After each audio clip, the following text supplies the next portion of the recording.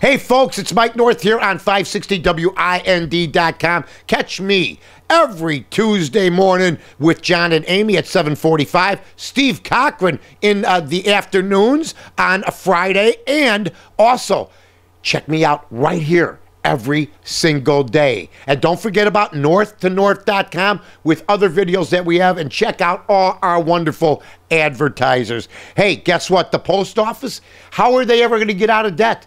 Do you know how much money they are spending a year on retired pensions? $5 billion a year. Okay, plus benefits and everything else. Medicare, $11 billion a year. There's not going to be any more overnight delivery. My question would be, what do you need the post office for? Everything now is done by email. I'm going to say this.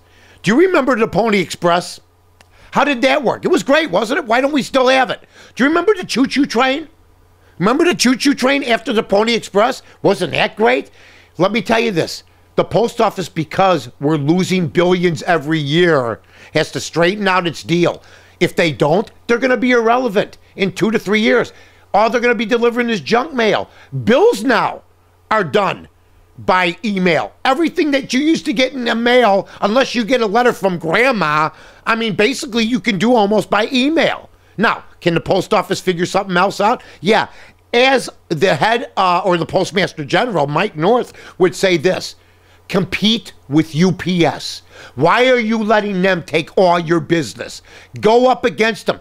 Could the federal government figure out a way to beat UPS? And I know the guy at UPS is probably going, Mike, what are you doing? Hey, it's all about competition. And we still need the post office, because you can't leave those people who retired. You can't leave them who retired hanging there without their benefits. So I'm all for competing with UPS. But if you stick to this plan, you'll be gone in 5 years. And I'll keep this tape, because you know what? I make a lot of predictions and other people get the credit. All right? I mean, I'm telling you, if I didn't have so many skeletons in my closet, I'd like to do the debates and run for president. But I can't. 999, don't cut it. I'm Mike North for the Village of Rosemont. From the 9th largest convention center to restaurants to theaters, sports venues, and hotels. 5 minutes from O'Hare, you got it all here. Rosemont, you can't miss it. How about this? New York has announced $53 billion budget every year for Medicaid. New York. Do you know how much is stolen from fraud every single year? 23 billion of it. Can somebody please hire somebody like we would do here in this company if we were losing money or we couldn't figure out what was going on and we exhausted everything? We'd bring in somebody. Can somebody do that? Why would you pay taxes and basically almost half are gone and nobody knows what happened to them? People are stealing. Alec Baldwin was kicked off a plane this morning. That's just in. I'm sure you'll check the TV out all day on that. You know what? I'm not even going to have Corey bother with this guy. I like him a lot, but he thinks he's the cat's meow. He wouldn't listen to the flight attendant. Flight attendant told him 3 times, shut your little game off. I guess it's Scrabble and Friends. Not Scrabble, something else in Friends. Sorry, Scrabble. And he wouldn't do it. He thinks he's bigger than life. He was supposed to leave the country in 2008 when he said if President Bush gets elected, he'll leave. Or not 2008, whenever Bush ran. And you know what? He was supposed to leave. He's still here. I like him in the movies. Shut up. Obey the law. Set an example. Okay? That's all I'm saying. How about this? Unbelievable.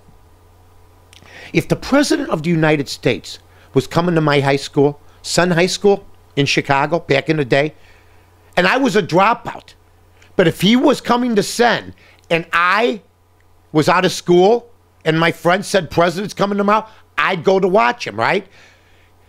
Kansas, President Obama comes, they give the kids the option. You can stay in class and do other things or go see the president. You know how many kids decided not to see the president? 60%.